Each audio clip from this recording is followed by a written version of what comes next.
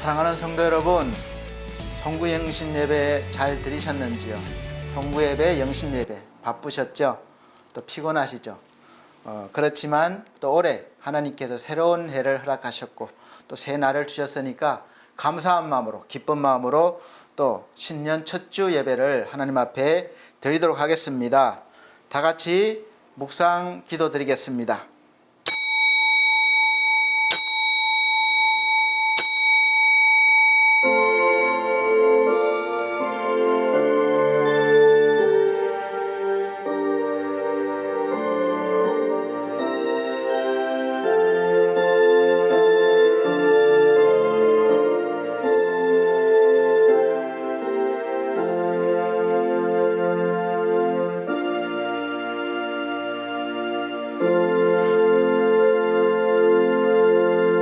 누가 우리를 그리스도의 사랑에서 끊으리요? 환난이나 공고나 핍박이나 기근이나 적신이나 위험이나 칼이랴. 기록된 바 우리가 종일 주를 위하여 죽임을 당케 되며 도살할 양같이 여김을 받았나이다 함과 같으니라. 그러나 이 모든 일에 우리를 사랑하시는 이로 말미암아 우리가 넉넉히 이기느니라. 내가 확신하노니 사망이나 생명이나 천사들이나 권세자들이나 현재일이나 장래일이나 능력이나 높음이나 깊음이나 다른 아무 피조물이라도 우리를 우리 주 그리스도 예수 안에 있는 하나님의 사랑에서 끊을 수 없으리라. 아멘. 네, 다 같이 찬송가 1장 찬송 드리겠습니다. 새 찬송가도 1장입니다.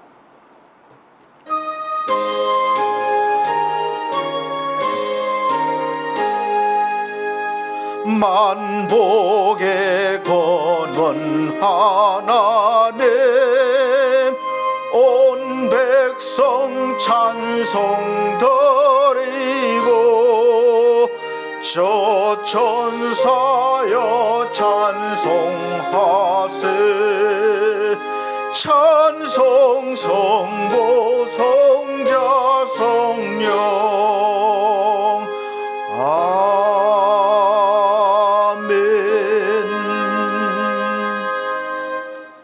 네, 성시교독 교독문 1번입니다.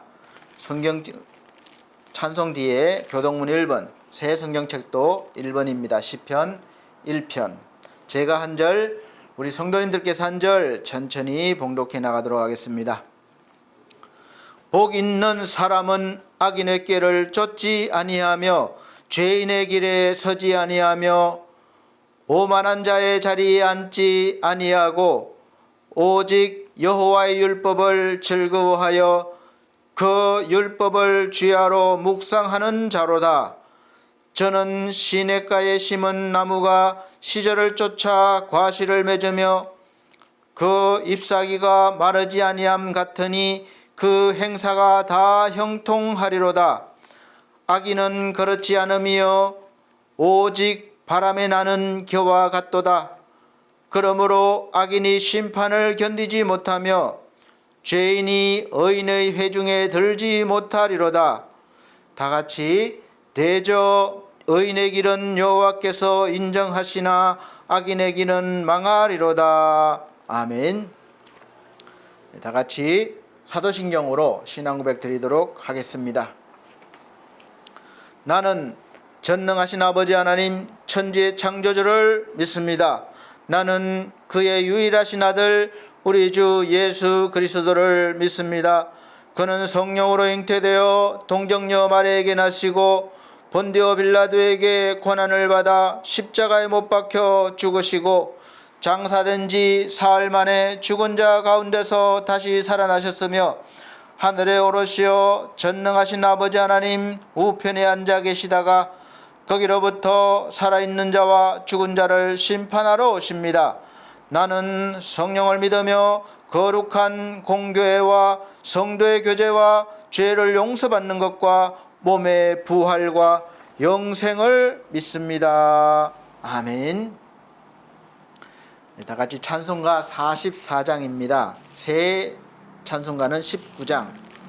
다 같이 찬송 드린 후에 이태석 안수집사님 기도해 주시도록 하겠습니다. 44장입니다.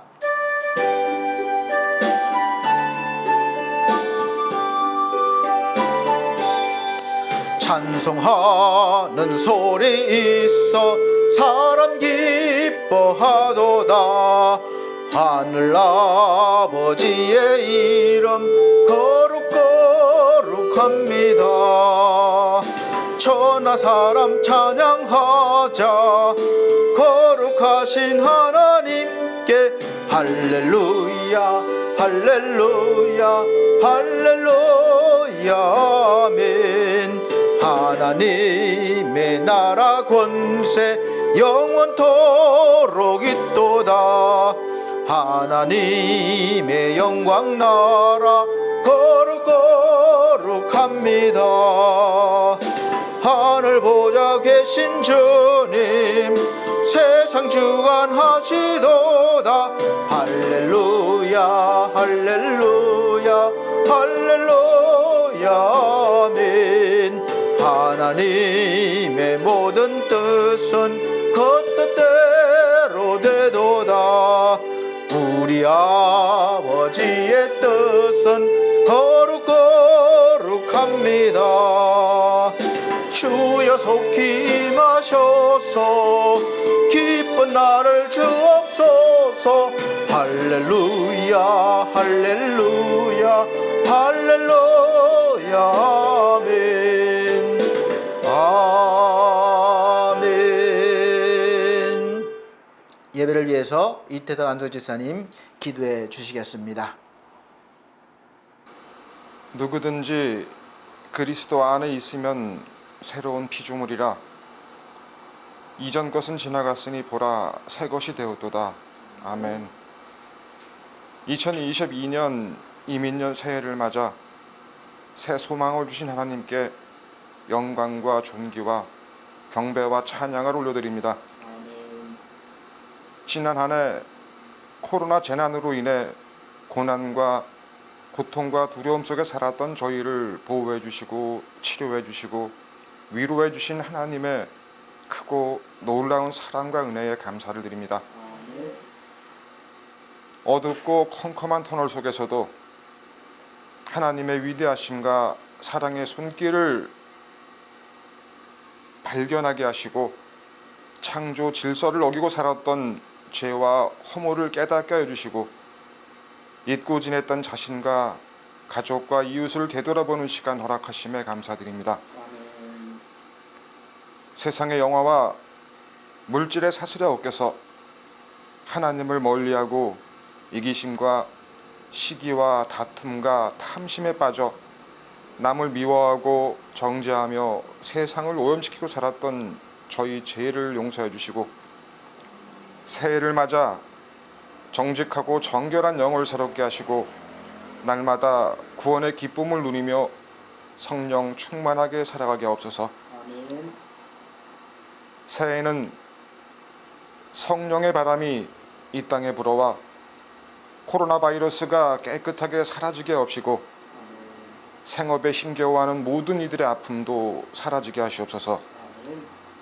새해에는 온전하고 바른 지도자를 세워주시고 하나님의 주신 말씀에 따라 지혜와 총명과 명철함으로 이 나라 이 국민들을 섬기며 헌신하게 하시옵소서. 새해에는 가정이 회복되고 서로 사랑하며 정을 나누며 서로 화합하며 바르게 살아가게 하옵소서. 새해에는 저희 반석교회가 세상의 빛과 소금의 역할을 다하며 하나님의 주신 사명과 비전을 이루어가게 하옵소서. 새해에는 그동안 잊어버리고 멀리했던 하나님과 더욱 가까이 동행하며 말씀과 기도와 찬양이 회복되게 하시옵소서. 소망하고 계획하고 이루고자 하는 모든 일, 사업과 가정 위에 하나님의 은총과 은혜가 넘쳐 찬양과 경배만이 가득한 새해 이루어가게 하옵소서. 노년의 부모님 건강 위에 주여 함께 해주시길 간곡히 청하옵니다. 올 한 해도 권두영 목사님의 영혼간에 강건함 주시고 더욱 성령 충만하게 하시옵소서. 유혹의 욕심에 따라 썩어져가는 구습을 쫓는 옛사람을 벗어버리고 오직 심령으로 새롭게 되어 하나님을 따라 의와 진리의 거룩함으로 지으심을 받는 새 사람이 되는 새 되길 바라오며 우리를 죄악에서 구원하신 예수 그리스도의 이름으로 기도드렸사옵나이다. 아멘.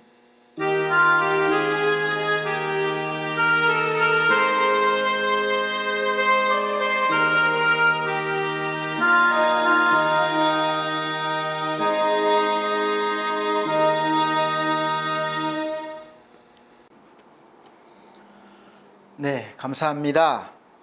오늘 하나님께서 우리에게 주시는 하늘의 양식은 신약 성경입니다. 사도행전 27장 21절로부터 26절 말씀입니다.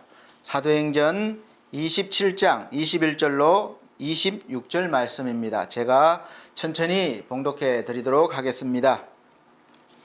여러 사람이 오래 먹지 못하였음에 바울이 가운데 서서 말하되 여러분이여 내 말을 듣고 글에 대해서 떠나지 아니하여 이 타격과 손상을 면하였다면 좋을 뻔하였느니라.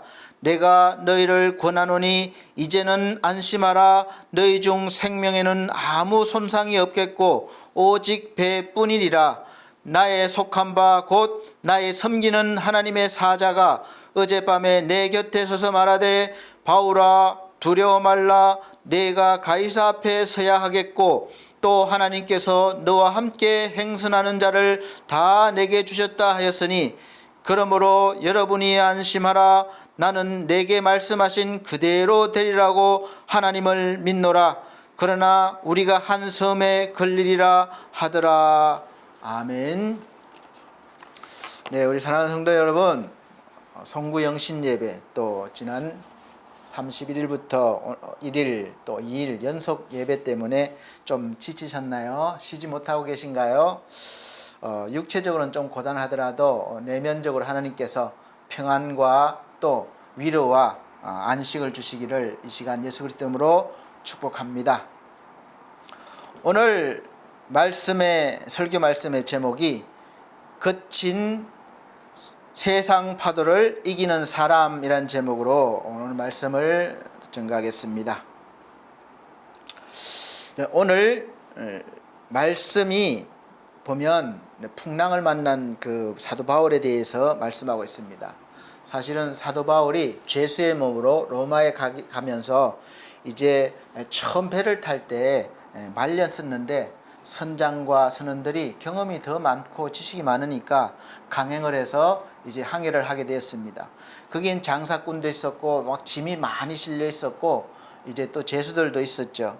그렇게 가다가 갑자기 유라굴로라고 하는 풍랑을 만난 것입니다. 그래서 며칠간 떠돌아다니다가 먹지도 못하고 또 죽을 지경이죠. 잠도 잘 수가 없고 또 짐도 다 내버려야 되고 이런 상황에서 오늘 바울이 하나님의 사자의 말씀을 듣고 이제 한 말입니다. 시인이나 지혜자들은 인생을 항해에 곧잘 비유하곤 합니다. 사실 우리도 그랬었죠. 지난 한 해를 되돌아보면 여러 가지 어려움이 많았습니다. 또 이제 새롭게 희망을 품고 시작하지만 올 한 해도 아마 어려운 일들이 많이 있을 것입니다. 그래서 먼저는 지난 그 많은 어려움 속에서도 우리와 함께 해주시고 또 일으켜 주시고 또 힘겹지만 다시 걷게 해주신 또 우리 하나님께 감사와 영광을 돌려드리고 또 올 한 해도 변함없이 함께 하실 우리 하나님께 찬양과 영광을 올려드립니다. 우리 인생은 이 인생이 항해와 비슷하기 때문에 곧잘 비교하죠. 사실 출발할 때는 다 비슷해요. 누구나 이 청운의 꿈을 안고 출발합니다. 잘 될 것이라고 믿고 출발해요. 근데 항구에서 출발할 때 불길한 생각을 하는 사람은 거의 없을 겁니다. 처음에는 순항을 예상하며 다 출발합니다. 인생도 마찬가지죠. 여러분, 우리가 출발할 때 우리 학생들이 졸업을 하고 사회에 출발할 때 나는 낙오자가 될 것이야 생각하고 출발하는 학생은 사람 청년들은 별로 없을 겁니다. 그래도 나름대로 꿈을 품고 출발을 했는데 가다 보니까 저만치 앞서가는 사람도 있고 또 넘어지는 사람도 있고 또 뒤처지는 사람도 있고 그런 것이죠. 또 잘 나가다 갑자기 또 풍랑을 만날 수도 있고 이것이 우리 인생입니다. 우리가 무엇을 하든지 정보를 수집하고 철저히 계획을 세우고 준비해서 어떤 일을 시작할 때는 누구나가 잘 될 것이라는 소망을 안고 희망에 부풀려서 힘차게 출발합니다. 하지만 우리는 알다시피 우리 인생은 늘 변수가 많은 것이 인생이에요. 바다와 같습니다. 그것이 원하는 대로 되는 것이 아닙니다. 그래서 과정 속에서 평탄함만 있는 것이 아니에요. 풍랑과 암초와 때로는 해적을 만나게 해서 다 빼앗기기도 합니다. 그래서 인생을 살다 보면 생각지도 않은 고난들이 많이 온다는 것을 경험하게 됩니다. 고난은 모든 사람과 또 모든 가정에 찾아옵니다. 믿음의 가정에도 찾아와요. 목사 가정이라고 목사라고 안 오는 것이 아닙니다. 목사도 많은 풍랑을 만나고 또 목사의 가정도 어려움을 당하고 또 많은 일들을 겪습니다. 누구나 그래요. 많은 사람들은 정상인 것이 당연하다고 생각해요.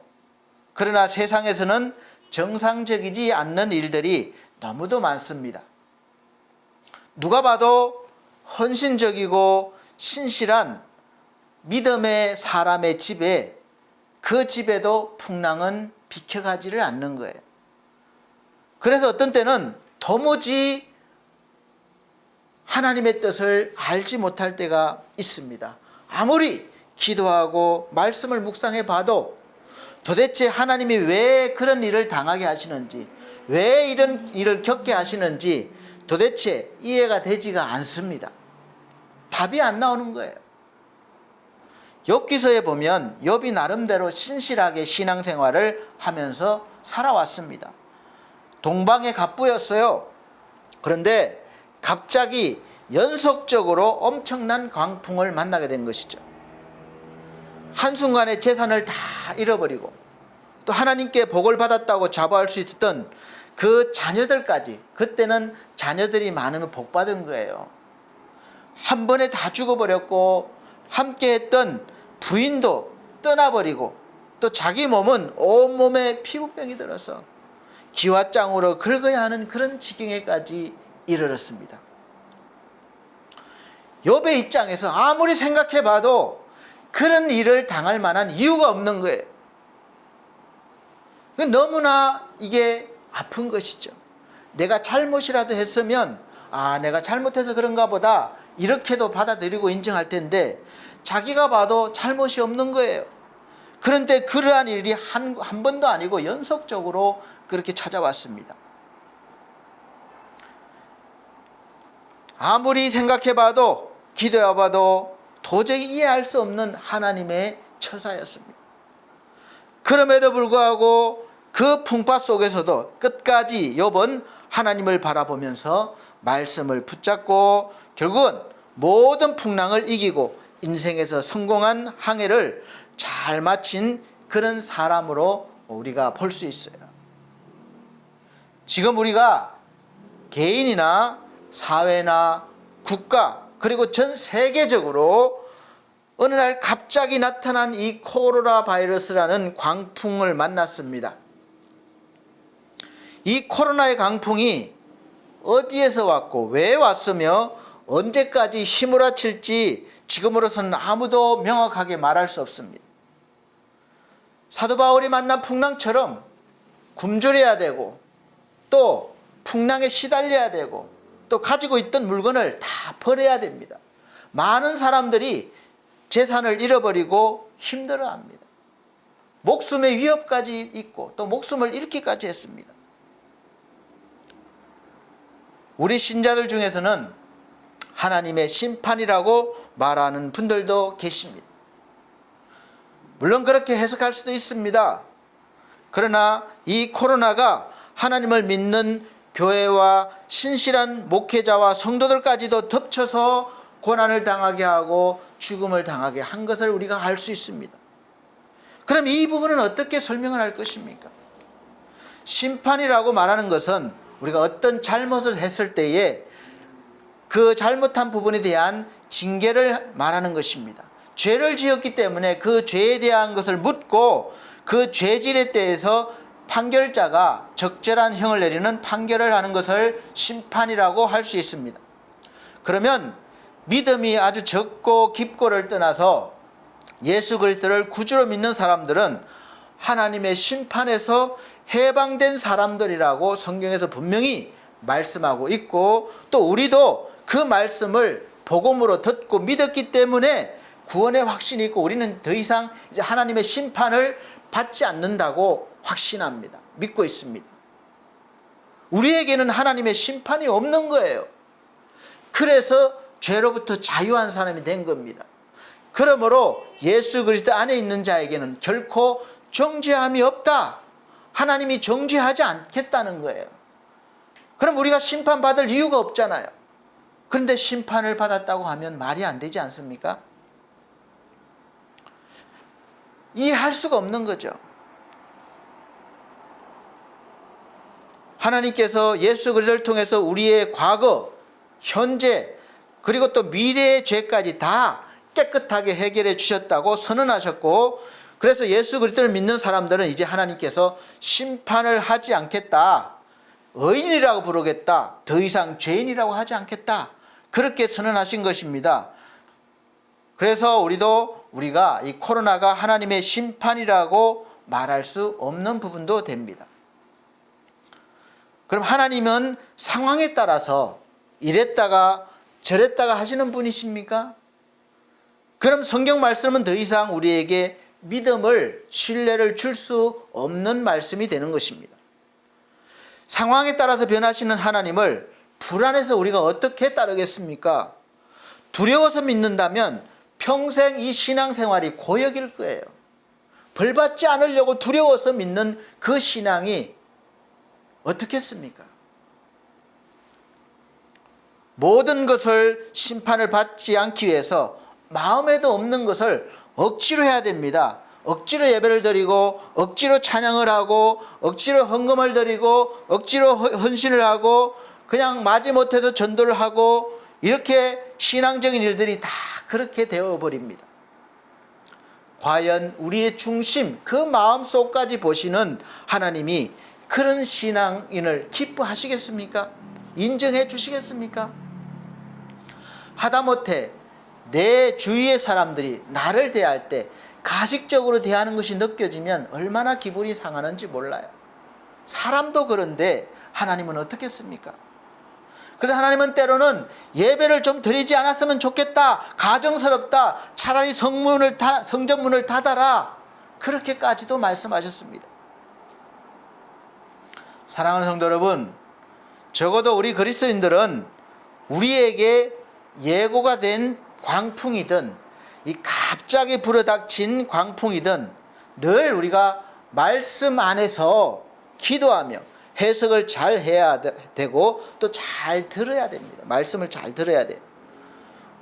그럼에도 불구하고 어떤 때는 해석이 안 되고 이해가 안 돼도 결국은 말씀이 해결해 주실 것을 믿고 흔들림 없이 하나님을 여전히 바라보며 의지해야 합니다. 이것이 믿음이에요. 오늘 본문에 보면 사도 바울이 탄 배도 유라굴로라는 광풍을 만났습니다. 사실 사도 바울은 사도 중에 사도라고 칭호를 받을 정도로 믿음이 있는, 믿음으로 사는 사람입니다.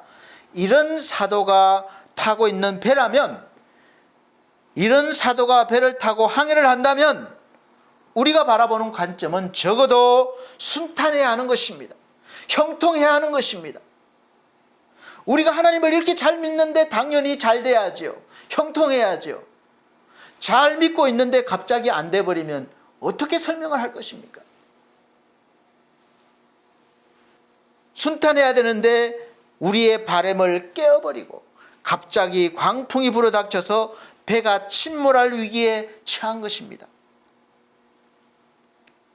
이 갑자기 불어닥친 광풍을 사도 바울 사도가 어떻게 이겨냈고 또 무사히 항해를 마칠 수 있었는지 오늘 말씀을 통해서 우리가 배우고 또 깨닫고 힘들어도 다시 용기를 내서 지금 우리가 겪고 있는 이 코로나의 유례없는 강풍이 있지만 올해 새로운 이 해에 이 세상의 바다에서 여러분의 인생의 배가 무사히 목적지까지 항해를 마칠 수 있으시기를 예수 그리스도 이름으로 축원드립니다. 바울은 풍랑을 만났을 때 전혀 두려워하지 않았습니다. 흔들리지 않았습니다. 침착했어요. 지혜롭게 대처했습니다. 그래서 우리도 인생에서 풍랑을 만나면 어떻게 대처해야 되는지를 잘 보여주고 있습니다. 풍랑을 만나면 이상하게 생각하지 말고 하나님을 붙잡아야 합니다. 흔들리지 말고 믿음에 내가 들었던 말씀, 내가 믿었던 말씀에 굳게 서 있어야 되는 것이죠. 그런데 대체적으로 우리가 풍랑을 만나면 하나님보다는 즉시 나를 바라보는 거예요. 주위를 바라보는 거예요. 그래서 나를 바라보면 내가 혹시 무슨 잘못을 했지 않을까? 잘못해서 이런 일들이 일어나지 않았을까? 혹시 저 사람이 그래서 그렇지 않을까? 환경이 그래서 그렇지 않을까? 자꾸 그렇게 되어버립니다. 하나님을 볼 수가 없어요. 우리 가족 중에 누가 잘못해서 그런가? 아니면 우리 교인들 중에 누가 잘못해서 우리 교회에 이런 어려움이 왔는가? 그래서 우리 다 같이 회개합시다. 그것도 아니면 환경 탓을 합니다. 특히 요즘은 코로나로 다 통할 정도예요. 코로나라면 다 통할 정도예요. 코로나 때문에 그렇다고 하면 누구나가 다 고개를 끄덕일 정도입니다. 이럴 때 우리는 사도 바울처럼 그 혼란스러움 속에서도 두려움 없이 흔들림 없이 계속 안전한 항해를 하기 위해서는 어떻게 해야 되는지, 첫째, 매 순간 하나님의 말씀을 들어야 합니다. 늘 듣는 말이에요. 말씀으로 돌아가자, 말씀 중심해야 합니다. 다 좋은 말인데 가장 먼저 해야 할 일은 그래서 말씀을 먼저 들어야 되는 것입니다. 듣지도 않는데 믿음이 막 자라나고 말씀 중심이 되는 게 아닙니다. 그래서 먼저는 말씀을 들어야 합니다. 제일 듣기 좋은 때가 언제입니까? 바로 예배 시간입니다. 그 다음엔 여러분 스스로가 읽고 묵상하는 것이죠. 그래서 말씀을 듣는 사람은 반드시 다시 일어서게 되어 있습니다. 오뚜기 같아요.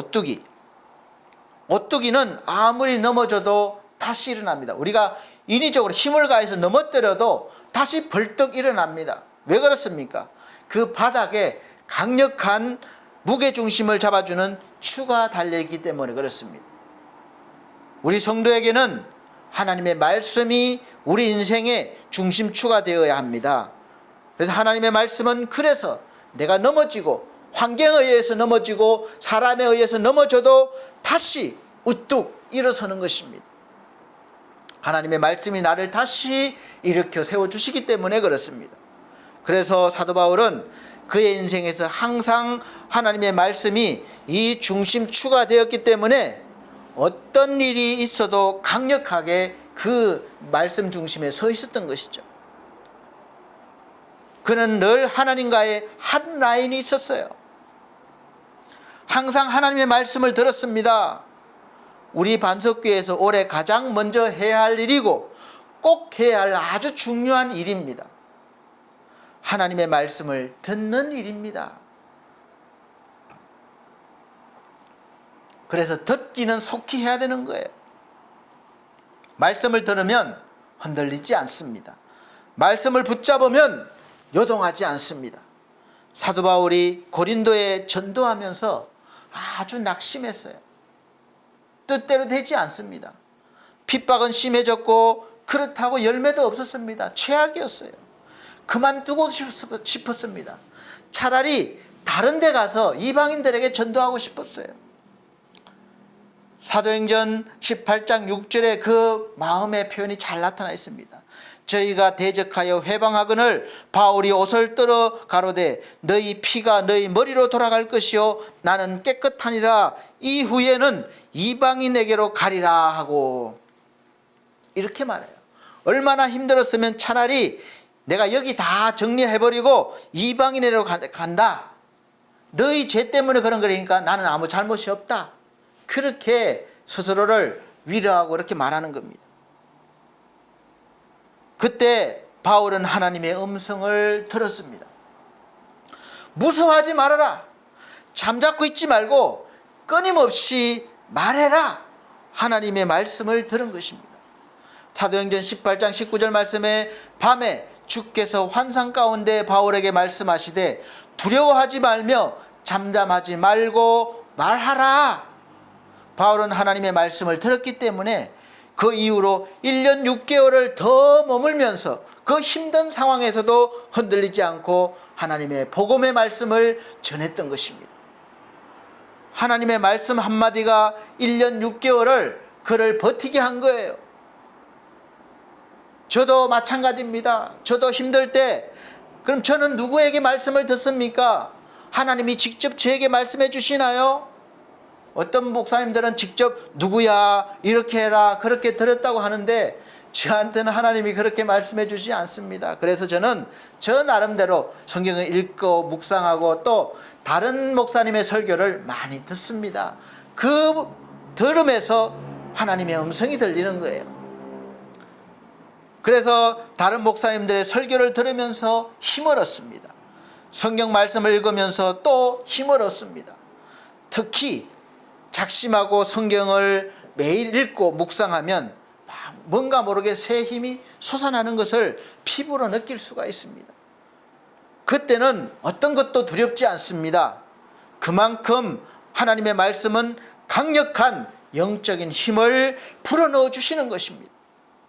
한번 여러분도 올해부터 해보십시오. 그러면 결코 흔들리지 않을 것입니다. 힘을 얻을 것입니다. 하나님과 연결된 사람은 그래서 가벼운 인생을 살지 않습니다. 무게 있는 삶을 사는 것이죠. 그 중심에 강력한 하나님의 말씀의 추가 달려있기 때문에 그렇습니다. 우리가 아프면 약을 먹어야 됩니다. 저도 약을 먹어요. 그런데 더 먹어야 할 약이 있습니다. 바로 구약과 신약입니다. 여러분 약 많이 드시길 바랍니다. 만병통치약이 따로 없습니다. 바로 하나님의 말씀이 만병통치약이라고 믿고 읽어보고 묵상해 보십시오. 그러면 육신과 더불어 우리의 영혼이 건강해질 것입니다. 할렐루야. 연예인들은 쉽게 흔들립니다. 그래서 마약도 많이 하게 되고 또 자살하는 연예인도 많이 있습니다. 그리고 우울증에 빠진 연예인도 많이 있어요. 왜냐하면 그들은 인기에 뿌리를 두고 있기 때문에 그렇습니다. 그들은 대중들에게 잊혀지는 것에 대한 두려움이 늘 있습니다. 그러나 아시다시피 인기는 언제라도 흔들리는 거예요. 돈이 흔들리는 것입니다. 권력은 흔들리는 것입니다. 명예는 흔들리는 겁니다. 그래서 사람이 주는 것은 다 흔들리는 거예요. 그래서 그것을 놓지 않으려고 불안해하면서 또 무리하게 그렇게 술수를 쓰게 되는 것입니다. 그래서 이사야 2장 22절에서는 너희는 인생을 의지하지 말라 이렇게 말씀하고 있습니다. 사랑하는 성도 여러분, 지난해 이제 지났죠. 지난해 코로나의 광풍은 믿었던 주식이 순식간에 떨어지는 경우가 허다했고, 뭐 주식이 몇 억, 내 주식해서 몇 억이 생겼고 몇 조가 됐는데 하루 아침에 그냥 폭락해가지고 10분의 1로 줄어드는 겁니다. 10억이 아니라 1억이 된 거예요. 그것을 10억이라고 믿고 있었습니다. 북한은 어느 날 갑자기 화폐 개혁을 단행했었습니다. 10만 원만 정도만 바꿔준다고 합니다. 그 외에 100만 원, 1000만 원 가지고 있던 사람들은 그 10만 원밖에 받지 못하고 그 나머지는 다 휴지 조각이 되는 거예요. 믿었던 돈이 배신한 것이죠. 요즘 가상화폐를 사고 파는 사람들이 많이 생겼습니다. 늘 불안합니다. 그 가상화폐의 가치가 늘 널뛰기 하듯이 오르락 내리락 하기 때문에 그래요. 처음에는 뭐 1,000만 원 투자해서 뭐 수십억이 됐다 자랑도 많이 했다가 뭐 1억 투자했는데 이제 겨우 몇백만 원밖에 안 남았다고 멘붕이 왔다는 사람도 많습니다. 어느 나라에서는 돈의 가치가 완전히 폭락해서 화장지 하나 사려면, 쌀 한 푸대 사려면 그야말로 돈을, 지폐돈을 2자루 3자루 가득 채워서 갖다 줘야 살 수가 있습니다. 돈의 가치가 없다는 거예요. 우리 인간이 정한 약속과 제도는 언제 깨질지 모르는 것들입니다. 여러분, 미국이 우리 우방이고 일본이 우리 옆에서 같이 잘 협력해 봅시다. 우리가 약속하잖아요. 언제 깨질지 모릅니다. 정권이 바뀌면 언제 또 바뀔지 몰라요. 그래서 불안한 겁니다. 그래서 하나님 계속해서 영원히 변치 않는, 하나님은 영원히 변치 않는 말씀을 붙잡으라고 하시는 겁니다. 나는 영원히 변하지 않는 존재니까 나를 믿어라, 내 말씀을 믿으라고 하는 거예요. 어제나 오늘이나 내일이나 영원하신 하나님이십니다. 그래서 우리가 빼앗을 수 없는 것을, 누가 빼앗지 못하는 것을 붙잡아야 됩니다. 빼앗길 수 있는 것은 안개요, 허상이에요. 인간이 주는 것을 붙잡지 말고 하나님이 주는 것을 붙잡으시기를 바랍니다. 돈, 인기, 명예, 권력 다 빼앗길 수 있는 거예요. 누구 와서 언제 빼앗을지 몰라요. 다 없어지는 것들입니다. 그래서 우리는 하나님의 사랑, 말씀, 소망, 믿음, 이런 것들은 아무도 빼앗을 수 없습니다. 누가 이런 것을 빼앗을 수 있겠습니까? 이런 것을 소유한 사람이 정말 부자인 거예요. 누가 감히 하나님의 것을 빼앗겠습니까? 환난이나 공고나 사도 바울이 그랬잖아요.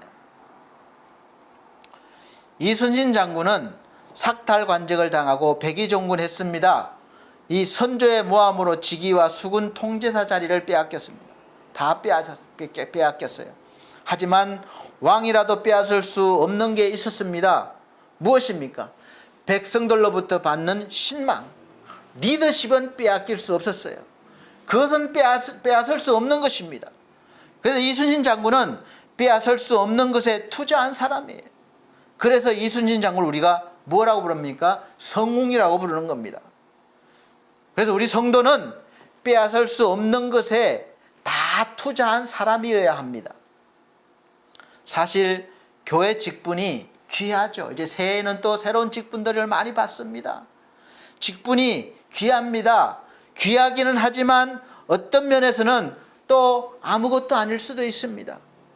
담임 목사직도 목에 힘주고 또 자랑할 것이 아닙니다.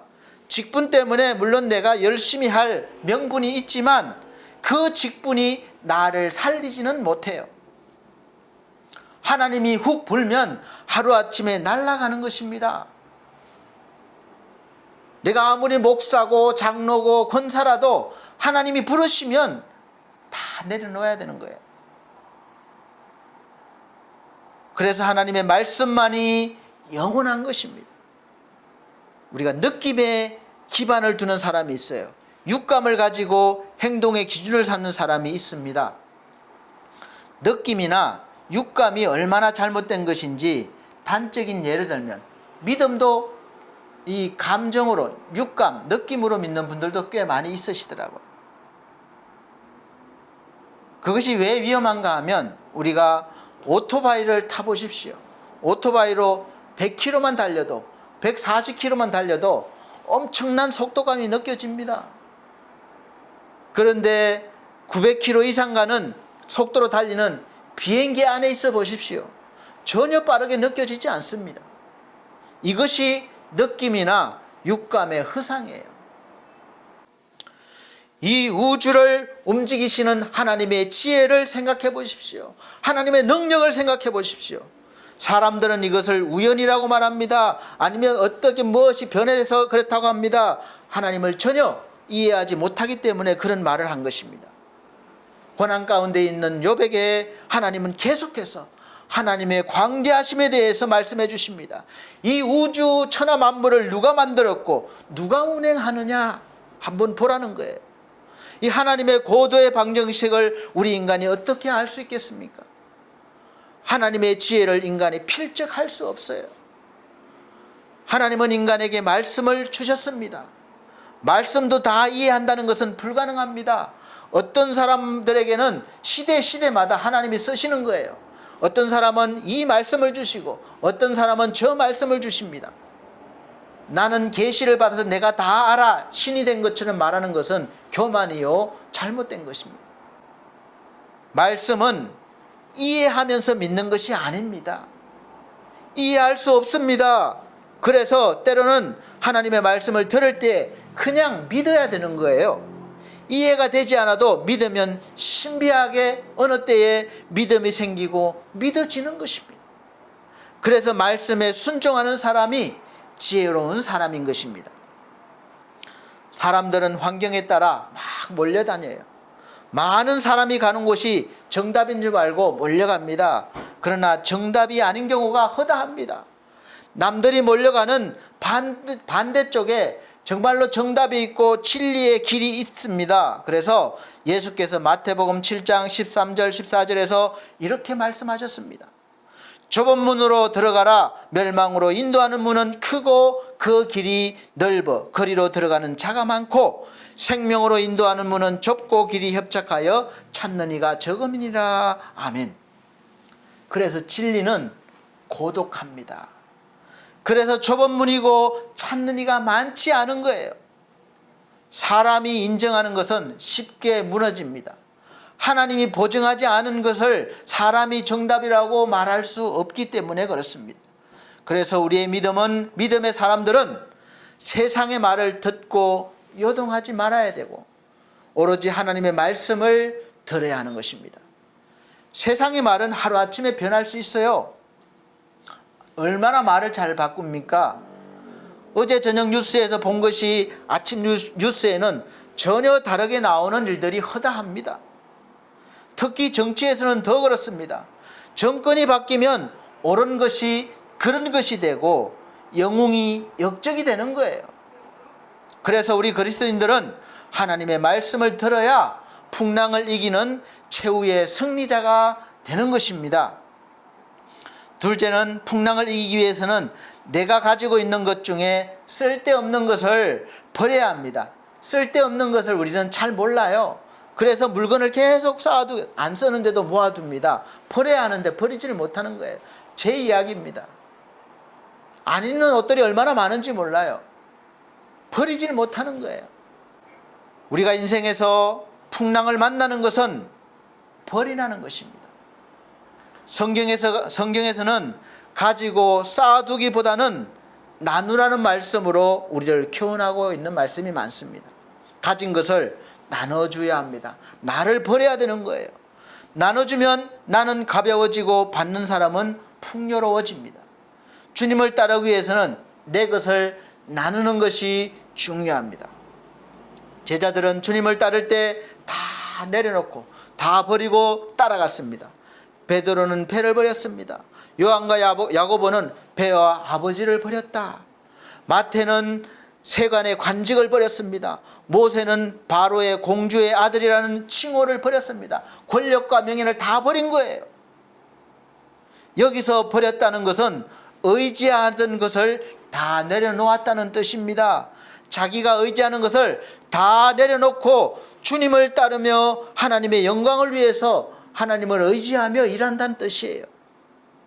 마태복음 19장 16절로부터 30절 말씀에 보면 부자 청년이 주를 따르기 위해서 예수께 묻습니다. 예수께 어떻게 하면 영생을 얻겠습니까? 이렇게 여쭙습니다. 그러자 예수께서 계명을 지키라. 그러니까 다 지켰습니다. 아직도 무엇이 부족합니까? 당당합니다. 그러자 예수께서 내 소유를 팔아서 가난한 자들에게 주고 나를 쫓아라. 이렇게 말씀하셨어요. 그때부터 이 청년이 근심이 되기 시작한 것입니다. 자기의 소유를 내려놓지 못한 거예요. 나누지 못한 거예요.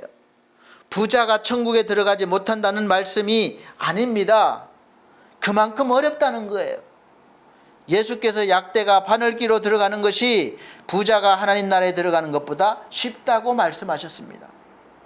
이 말씀을 듣고 놀라는 제자들에게 예수께서 자신의 이름을 위하여 집이나 형제나, 그러니까 예수를 위해서 집이나 형제나 자매나 부모나 자식이나 전토를 벌인 자마다 여러 배를 받고 또 영생을 상속하리라 이렇게 말씀하셨습니다. 이 말씀은 예수를 믿으려면 형제 자매 부모 자식 전 재산 다 버려야 된다, 그렇게 해석하면 안 되는 거예요. 우리의 삶 가운데 늘 우선순위를 말씀하시는 것입니다. 내 것을 버리니까 내가 영광 가운데 하나님께 쓰임을 받는 것입니다. 하나님을 우선시하는데 다 버리고 모른 채 하라, 그러지 않잖아요. 하나님 먼저 선택을 하면 더 사랑이 많고 더 풍성하게 함께 나눌 수 있기 때문에 그렇습니다. 주님께서도 나를 따르고자 하는 자는 자기 자신을 버리라고 말씀하셨습니다. 버리면 얻게 되는 거예요. 버릴 때 무엇을 얻습니까? 주님을 얻는 거예요. 그러니까 더 풍성해지는 것입니다.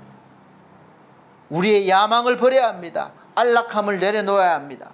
그런 의미에서 내 수입의 11조도 어떻게 보면 내가 버리는 거예요. 내 것이 아니기 때문에 그렇습니다.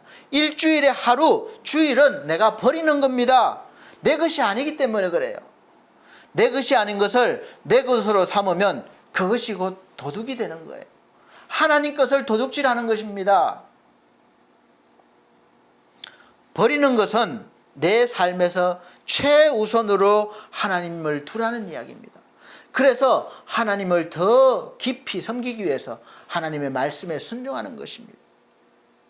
그런 다음에 중요한 순위대로 해결하고 나가면 되는 거예요.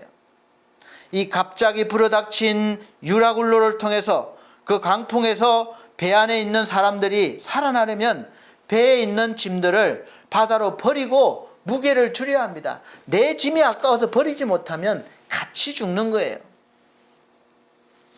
내가 아무리 중요하게 여기는 것이라 해도 살기 위해서는 버려야 하는 것입니다. 사도행전 27장 18절로 19절 보면 우리가 풍랑으로 심히 애쓰다가 이튿날 사공들이 짐을 바다에 풀어버리고 바다에 다 버려요. 사흘째 되는 날에 배의 기구를 저희 손으로 내어버리니라. 배에서 무기가 될 만한 것은 다 버리는 거예요. 중요한 거잖아요. 그러나 지금 살아야 하기 때문에 버리는 것입니다. 여러분, 돈이 중요하죠. 죽고 난 뒤엔 무슨 소용이 있겠습니까? 내가 살기 위해 버려야 되는 거예요. 버림으로써 생명을 얻는 것입니다. 버림으로써 오히려 풍성한 것을 얻는 것입니다. 사랑하는 성도 여러분, 올해에는 여러분을 예수께 다 버리시길 바랍니다. 아니, 맡기시길 바랍니다. 오히려 여러분은 주님을 얻게 되는 거예요. 그럴 때 생명을 얻고 더 풍성함을 얻으실 수 있을 것입니다. 그리고 그렇게 할 수 있는 결단의 믿음과 용기는 어디에서 옵니까? 하나님을 믿는다고, 하나님의 말씀을 들었다고 풍랑이 갑자기 사라지고 배고픔이 없어졌습니까? 아닙니다. 하나님의 사람도 다른 사람들과 같이 배고프고 풍랑에 흔들리고 힘들고 어렵습니다. 그러나 그들에게 죄수의 몸으로 잡혀가던 이 사도 바울이 그럼에도 불구하고 어디에서 이런 힘이, 이런 담대함이 나오겠습니까? 사도행전 27장 24절로 25절 보면 바울아 두려워 말라, 내가 가이사 앞에 서야 하겠고 또 하나님께서 너와 함께 행선하는 자를 다 내게 주셨다 하셨으니 그러므로 여러분이여 안심하라. 말씀을 들었기 때문에 이렇게 말하는 거예요. 그러므로 여러분이여 안심하라. 나는 내게 말씀하신 그대로 되리라고 하나님을 믿노라. 아멘. 하나님 말씀하신 대로 행하시는 하나님을 믿는다는 거예요. 사랑하는 성도 여러분, 저나 여러분이나 하나님의 말씀을 듣고 믿으면 내 것을 얼마든지 버릴 수 있는 믿음도 용기도 생기고 또 세상을 향해서도 안심하라고 담대히 말할 수 있는 전도자의 삶을 살 수가 있습니다. 왜냐하면 하나님께서 나에게 우리에게 말씀하신 그대로 된다는 것을 믿을 수 있기 때문에, 확신할 수 있기 때문에 그렇습니다. 사랑하는 우리 성도 여러분, 안심하시기 바랍니다. 시작할 때부터 코로나가 만연해 있어도 안심하시기 바랍니다. 하나님께서 함께 하시면 다 해결해 주실 것입니다. 말씀하신 대로 될 것입니다.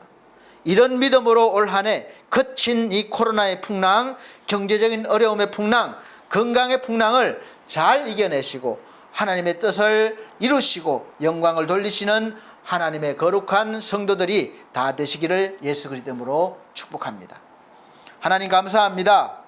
새로운 한 해 하나님이 열어주셨습니다. 여전히 풍랑이 우리를 힘들게 하지만 하나님께서 분명히 우리와 함께 하시고 또 안심케 하셨습니다. 이제 우리를 통하여 생명이 살아나는 역사가 있게 하시고 하나님의 나라가 확장되어지는 놀라운 은혜의 역사가 올 한 해 있게 하여 주시옵소서. 사랑하는 성도들의 삶이 더 풍성한 삶을 살 수 있도록 자신의 모든 것을 하나님께 드릴 수 있는 그런 귀한 믿음의 삶을 살게 하여 주시옵소서. 예수 그리스도 이름으로 기도함나이다. 아멘. 찬송가 419장, 새 찬송가 371장 드리시면서 준비한 예물 드리도록 하겠습니다. 419장 새 찬송가 371장입니다.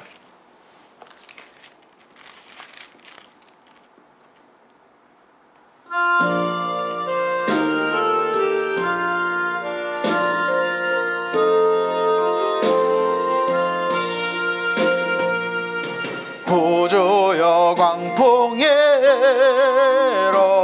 큰 물결이 뛰놀며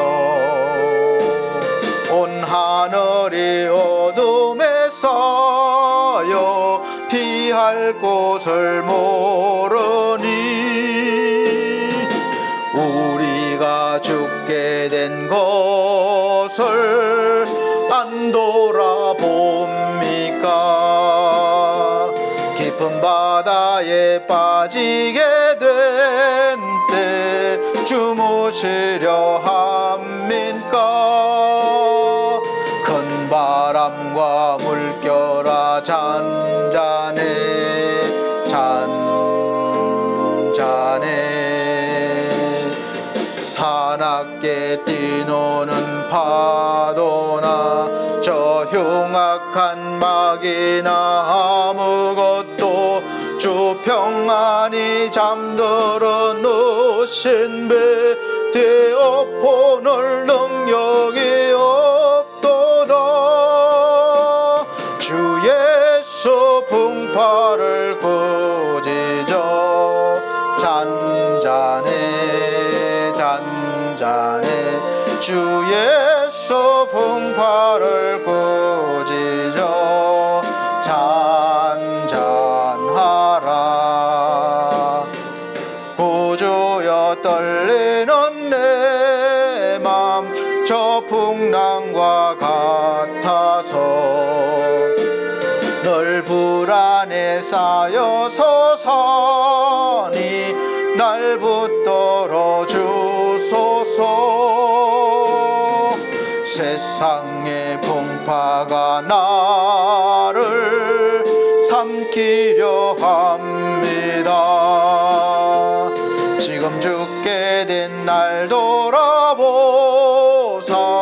곧 구원해 줍소서.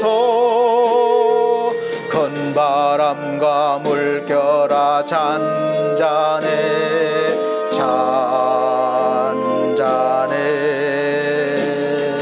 사납게 뛰노는 파도나 저 흉악한 막이나 아무것도 주 평안히 잠들어 누신 배 되어 보낼 능력이 없도다.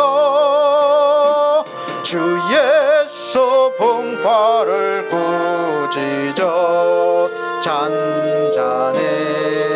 잔잔해 주 예수 풍파를 꾸짖어 잔잔하라.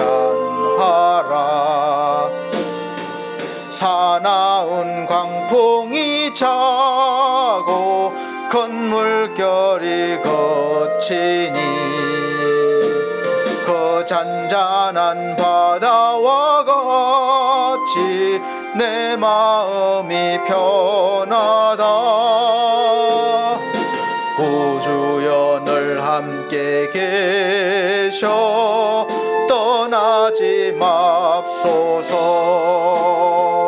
복된 항구에 즐거이 가서 그 언덕에 쉬리라.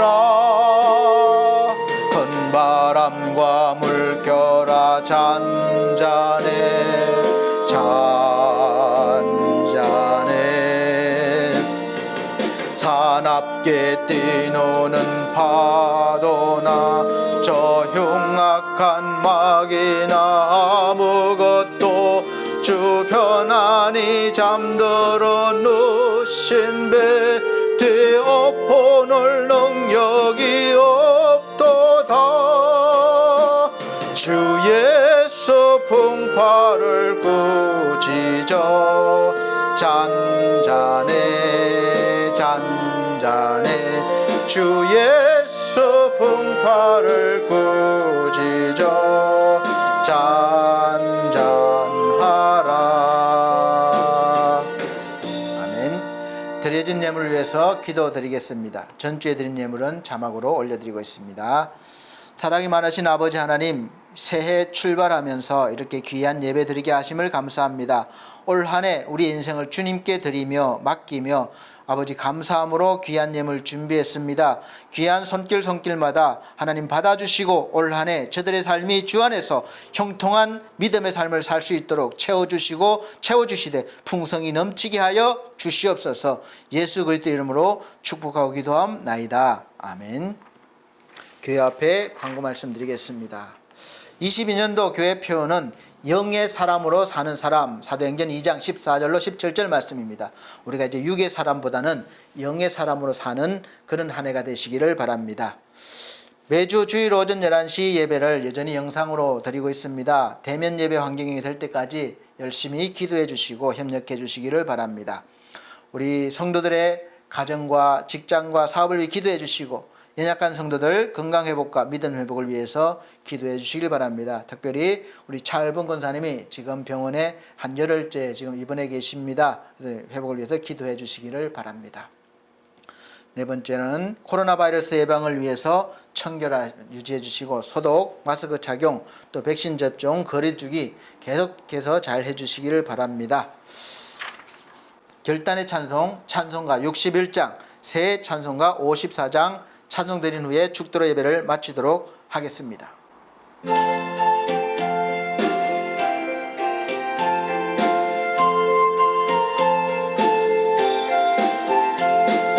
주여 복을 비옵나니 편히 가게 하시고 사람마다 주 은혜로 이기도록 하시고 광야 같은 세상에서 항상 인도하소서. 주의 복된 말씀 듣고 무한 감사합니다. 구원받은 주의 성도 열매 맺게 하시며 하나님이 우리 함께 항상 계시옵소서. 아멘. 우리 아버지 하나님, 새로운 해 이제 우리가 코로나 또 경제적인 모든 풍랑이 우리를 덮친 가운데 있다 하더라도 우리가 하나님의 말씀을 붙잡고 흔들림 없이 우리가 올 한 해도 열심히 전진할 수 있도록 도와주시고 붙잡아 주시옵소서. 오직 변하지 않는 하나님만이 우리를 구원하시고 또 우리를 인도하실 수 있습니다. 이 믿음 변치 않게 하시고 더욱더 충만한 믿음으로 하나님께 영광 돌리는 한 해가 되게 하여 주시옵소서. 우리 사랑하는 성도들 가정과 직장과 사업에 변함없이 하나님의 은혜와 형통함과 충만한 복이 임하시길 원합니다. 우리 사랑하는 성도들 오늘 말씀과 같이 흔들림 없이 말씀을 붙잡고 살게 하여 주시옵소서. 주 예수 그리스도의 은혜와 하나님 아버지의 거룩하신 사랑과 성령님의 감화감동 교통하심이 중앙총회와 중앙총회 신학과 서울중앙선호회와 반석교회와 그리고 오늘 함께 예배드린 모든 무리 위에 함께 있을지어다. 아멘.